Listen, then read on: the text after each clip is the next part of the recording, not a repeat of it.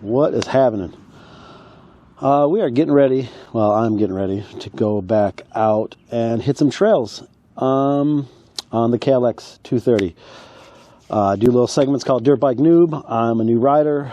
I hit national forests and different known trails and see if I can make it. So you should tune into some of those. All right, so looking at the bike, you can see lots of pinstriping up in here. I got quite a bit of a problem back there.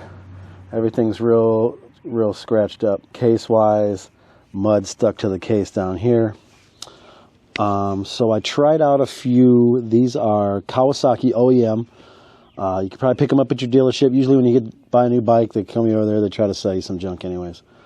This is the kind of thing they're selling, actually, though. So a few things to touch it up. I got a case right here.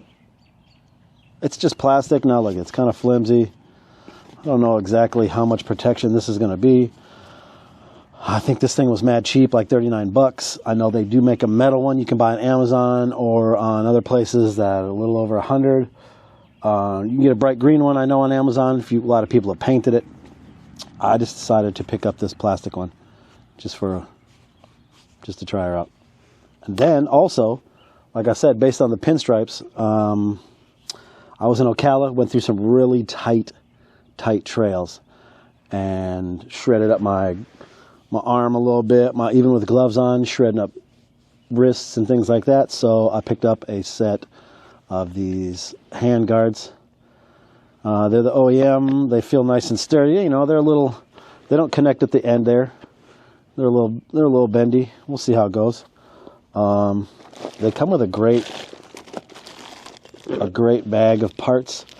Every screw, every nut, every bolt is individually labeled genuine Kawasaki parts. So just a little protection. Let's get it added. Should be quick. It was fairly cheap. I think $39. I think $69 for these. So we're not in it for too much. Let's see how it goes. This first thing on the bottom is going to be hella simple. You slap it up there like that. Comes with these 3 screws. I mean, really. These little screws started up front.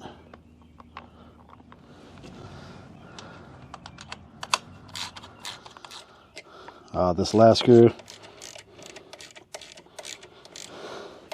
tightens right up. Right here, I just ran it down through and then out underneath down there. So let's look at the fit. That's fully tight. Like I said, it's giving a little gap right there. I guess you could really, there's a couple slots right there if you wanted to zip tie this thing in place. I don't know. Front's on there. Covers the piece of the case. Okay, stuff could still get up in here, I guess. All right, not bad. Not bad for a piece of plastic, I guess. All right, if I can battle the wind here. The directions for up at the controls are a little crazy. I'm going to look at those, but this is easy. If you back up a page earlier, you get this big main shafty bolt that's going to come across. And the inside is going to be a spacer. And then it's going to be one of these little flanged pieces that's going to fit inside the hole. Right? And they say to make sure you grease that up real good. And then there's a bottom. So that screws in through. This part's going to go through the hole. And then on the top of that, you get a fat spacer. Right? And all that goes on the inside of the plastic. And then this bolt will come in the top. That will screw it all together. So essentially what we're doing is we are going to take out these bolts right here. There's a nut on the top, on the bottom. And same thing on this side. They're going to go right on here. We're going to take the top and the bottom off of that. And we're going to... So the bolt came out of that side. Essentially what you're doing here is this is the bolt that came out. And you're just kind of replicating that gap with this new piece. And then that gives it room to clamp on here. and clamp on here for the guards. All right, there it starts to go inside. They say to make sure to put plenty of grease. I'm actually using muck off bar grease. I use it for my mountain bike, little stuff like this. Just gonna want to put some right inside that. Yep, all right, so there's gonna be your part that sucks because you gotta put these little suckers back in this little snappy hole. And then put the screw back in it, if you ask me. Come up on it.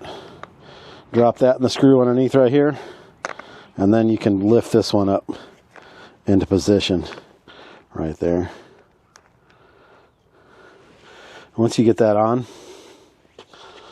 you'll have to come back underneath.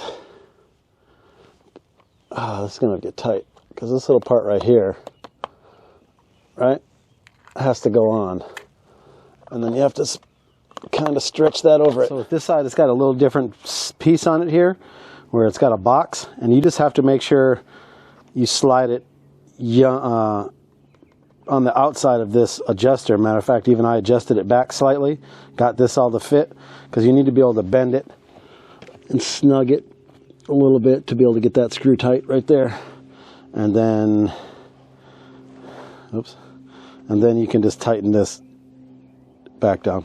So, plastic plate on the bottom, looks decent. See how much protection it really is. And then we have up here these guards. These are probably going to help make the most impact. All right, and these set up pretty nice, decent guard. There's plenty of room inside of here to operate with gloves. You know, I mean, they're a little flimsy. If you hit something real hard, I guess this would stop because there's no end cap on it. But